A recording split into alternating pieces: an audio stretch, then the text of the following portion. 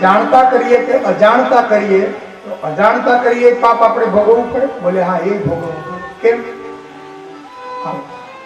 અંગારો જપતો હોય, ધગધગતો અંગારો કોલસો, અને એના પર આપણે જાણતા પગ મૂકીએ ને તોય દાજીએ, અને અજાણતા મૂકીએ ને તોય દાજીએ જ. અંગારાનો સ્વભાવ છે, એને અડો એટલે દજાડે. કેરી ખાવ ને, રસ પીવો ને, પછી કઢીનો ઓડકારનો પરડા જાય. હવે પ્રશ્ન એ છે કે આપણે એકાંતમાં ધરતીમાં ગુફા ગાળીને અથવા પર્વતની ટોચ ઉપર ચડીને સારું કે મોડું કર્મ કરીએ તો ભગવાનને ક્યાં ખબર છે? ભગવાન કે બેટા, હું તારો બાપ, એનો બાપ, એનો બાપ, એવા 14,000 બાપ ફરી ગયા હોય ને એનોય બાપ છો. કેવી રીતે જોતા? भगवान कहे बेटा मैं व्यवस्था करी, जरा शास्त्र पढ़ ले, तुझे भी मालूम हो जाएगा. भगवान ने अपनी आजूबाजू 14 साक्षीओ मूक्या છે. એ 24 કલાક આપણી સાથે હોય. કોઈ 50 ડબ્બા ખવડાય કે 500 ડબ્બા ખવડાય, અડવાની વાત નહીં. અડીશ તો બળશ. यही हमारा स्वभाव. અડવાની વાત નહીં, પદાર્થ. હવે એવું ન આવે જમણી આંખનો ડોક્ટર અલગ ને ડાબી આંખનો અલગ. જમણી બતાય ત્યાં ડાબુ ત્યાં પાવો. વિજ્ઞાન વિકાસ કરે છે ને. પેલા તો ડોશી વૈદું હતું ને, એટલે ડોશીમાં ડામ દેવાનો ધંધો કરે, અને એટલે જ આપણે કહેવત પડી કે ડામે મફતમાં ન મળે. ડામથી દર્દો મટાડતા. તે ગંગામાં ડામ દેવાનો ધંધો કરે, એમાં જમના માને કમર બહુ દુખ. માને સોવડાયા, બરાબર તપાસ કરી, નાડી જોઈ, પછી ગંગામાં એ કહ્યું કે કમરમાં વાંધો બહુ નથી, તારે 8 ડામ લેવા પડશે એટલે કમર મટી જાય. એટલે 10 ડામ લેવા પડશે. કે કેટલા પૈસા લેશ? એક ડામના 50 પૈસા. એટલે 10 ડામ દઈ દો, તને સારું થઈ જાય. જમનામાં એ કીધું કે ના ભાઈ, એવું કઈ નહીં થાય. તમારે દેવડા હોય તો 1 ડામના 50 પૈસા, 5 રૂપિયા થશે. એ ભાઈ ગંગામાં એ જમનામાં એમ કીધું કે એનો વાંધો નહીં, 5 રૂપિયા થાય, પણ તકલીફ એ છે કે હું લાવી 4 રૂપિયા, મારા પાસે જાજા પૈસા નથી. તો ગંગામાં એ કીધું, જમના એક કામ કર, 2 ડામ ન લે, પછી પાછી 4 રૂપિયો થાય ત્યારે આવજે, ડામ તો ગમે ત્યારે દઈ દઈશ. અગ્નિ થઈ, લોઢાનો સળિયો તપાયો, માથું તાતા, ટપ ટપ ટપ 8 ડામ પાડી દીધા. એ ડામ પાકે નહીં એટલા માટે રૂજાઈ જાય, એટલા માટે અંદરથી દવા લેવા, મલમ લેવા ગયા માં ગંગામાં. એ અંદર ગયા એટલે જમનામાં એ જોયું કે હરિયો તો પડ્યો જ છે, લાઈને 2 ડામ મારી હાથે પાડી દઉં. વાત થાય, માં આવ્યા, મલમ આપ્યો, પૈસા પાઈ ગયા, માં ઘરે ગયા, 2 મહિના થયા એટલે ડામ પાક્યા. માં આવ્યા, ગંગા તારા ડામ મને પાક્યા. કે બને નહીં કોઈ દી, 25 વર્ષથી ધંધો કરું છું, આજ સુધીમાં એક ઉમ્મીદ નથી. આપણે એમાં જરૂર જ નથી. બસ આપણે તો એમ જ સમજીએ કે અમે તો અમર છીએ, એમ જ જીવીએ. તમને હું ફરમાનું બતાવું. ગરુડ પુરાણમાં, મહાભારતમાં આપણને ટીવી જોયું હોય તો સમય મળે, આપણે પત્તે રમવું હોય તો સમય મળે, આપણે ખોટું બોલવું હોય તો સમય મળે, આપણે કોકનું બુરું કરવું હોય તો સમય મળે, પણ આપણને શાસ્ત્ર વાંચવાનો સમય ન મળે. નિયમ લ્યો, મારા ગુરુદેવ એમ કહેતા કે નિયમ લ્યો, એક દિવસે એટલે રોજ છે શાસ્ત્રનું, કોઈ પણ વેદનું, કોઈ પણ શાસ્ત્રનું તમને જેમાં હવે એવી નીકળ્યું કે કદાચ ભટકાય ને એના અંદરથી ફૂગો નીકળે, એ આપણને પહેરાઈ જાય અને આપણે બચી જાય. હું તો એમ કહું કે મોટરમાં કદાચ રામાયણ, ગીતાજી કે આ ભાગવતની પુસ્તક પડ્યું હોય ને તો ફુગા પહેલા ઈ તમને બચાવી લેશે. ફુગા તો કદાચ ખુલે નહીં, બાકી જેના મોટરમાં ભાગવત પડ્યું હોય, રામાયણ પડ્યું હોય, એ તમને અપમૃત્યુ થવા જ નહીં દે. એ ગમે ત્યાંથી આવશે. ડાકોરનો ના જાણ્યા એવા કોઈએ નથી જાણ્યા. તો આપણે નોટિસો જોઈએ. પહેલી નોટિસ, આપણી આંખે આપણી નાકની દાંડી ન દેખાય તો 8 દિવસમાં માણસ મૃત્યુ પામે. ખાતરી કરી લેજો. હું ઘડી આંખું બંધ કરી લો. આપણે બેઠો છો અને સત્ય શબ્દો કહો.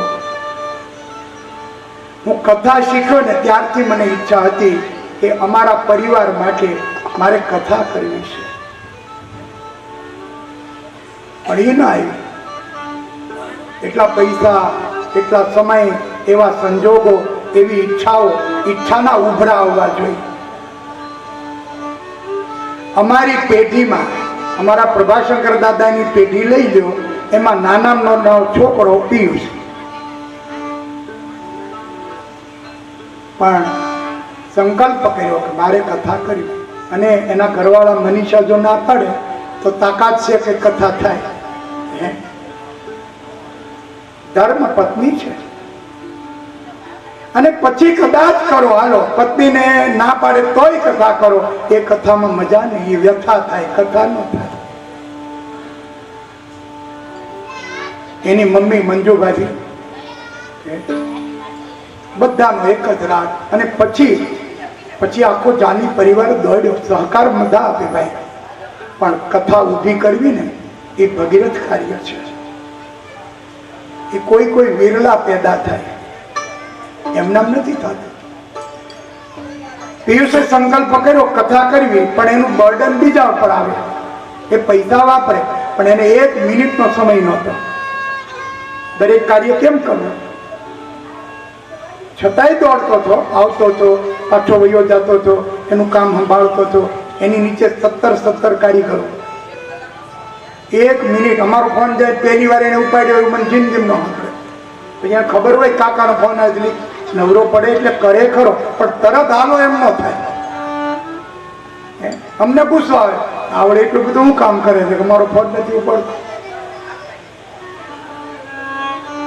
એટલે એવી અગવડતામાં પણ એ અહીંયા દોડતો, કારણ કે મને જ મોકલાય નહીં કામમાં. પછી મારો અહીંયા જે પરિવાર રહે છે, વેણી કાકાનો પરિવાર, એના ઘરના તમામ સભ્યો, આ હું કોઈના વખાણ નથી કરતો, જે અનુભવી કહું છું. પ્રકાશ, મનીષભાઈ, આ બધા મારાથી નાના છે. એના બેયના ઘરના અમારે, જુલી તો મારી બેન છે, માસીની દીકરી, પ્રકાશના ઘરમાં કિરણ અને એના બધા છોકરા. રાત દિવસ ગમે ત્યારે પિયુષનો ફોન આવે, કાકા આમ કરવું છે, કાંઈ વાંધો નહીં બેટા, ચિંતા કરવા. એ અડધા ભાવનગર રે, અડધા અહીંયા રહે. દોડશું, કરશું, થઈ જશે. મારા મોટા ભાઈ કિશોરભાઈ અત્યારે હાજર નથી. મને કથા શીખવનાર અથવા કથામાં કંઈ ભૂલ હોય તો એ શ્રોતા તરીકે બેસે અને જે હું ભૂલ બોલું, કંઈ બોલવામાં મિસ્ટેક થતી હોય એ લખીને મને ઉતારે પાછા કે આમ નહીં બોલતો, આમ નહીં કહેતો. મારે 2 મુહૂર્ત ભેગા થઈ જાય, ચૈત્ર મહિનો પૂરો થવાનો હોય, એક દિવસ ઘટતો હોય તો એક જગ્યાએ મારી પૂર્ણાહુતિ હોય અને એ જ દિવસે બીજા ગામમાં હું પ્રારંભનો મુહૂર્ત આપી દઉં તો એ પ્રારંભ મોટા ભાઈ કરાવે. એટલે એ મારા મોટા ભાઈ નહોતા, મારો ગુરુ હતો. ટીણાભાઈ છે ને, પિયુષના પોતા, અમે મિત્ર હતા. હમણાં અમે એકબીજા ચુકારા કરતા, અંગત વાતો શેર કરતા, ન કહેવા જેવી વાતો એ બને કહેતા, હું એમને કહી દઉં. પણ મોટાભાઈને અમારે મર્યાદા. મોટાભાઈ હાજર નથી. આજે તો અશરીર રૂપે 2 ભાઈઓ હશે ને તે બહુ ખુશ થતા હશે, કારણ કે મારી કથા હોય એની ન આવે એવું બને જ નહીં. 1 કલાક માટે પણ એ 2 આવે અને ઉતારે જમે નહીં હો પાછા. કાલ કોઈ એવો અર્થ કરે તો કે એના ઘરના જ બધા અહીંયા હોય, જમે નહીં. એ મોટાભાઈના ઘરના મોટા ભાભી રેખાભાભી, એના ઘરે ગમે ત્યારે આવીએ એટલે ત્યાં જ ઉતરવાનું. દેવલી આવી તો અમારા વેણી કાકાના ઘરે ઉતરવાનું. મારે કહેવું છે, એનો દીકરો હાર્દિક, હિરલ, અમારા ઘરમાં બધા છોકરાઓ જે કામ કરી શકે એવા છે કે ભાઈ ભાર્ગવ છે કે મારી બેબી, મારા ઘરના, એ લોકો દોડી શકે એવું બધા કરે. પણ દોડે કદાચ, દોડવા વગર થતું નથી. એકલા રૂપિયાની ડટી લઈને બેસી જાવ તોય ન થાય આ કામ. દોડવા વાળા હોય તો જ થાય. પણ અમારા આખા જાની પરિવારે, અમે તળાજા, મારા કાકા, એના 2 દીકરા, એના 2 વહુ, ગમે ત્યારે ફોન કરો, જે કંઈ એનાથી થતું હોય બધા કામ કરવા માંડે.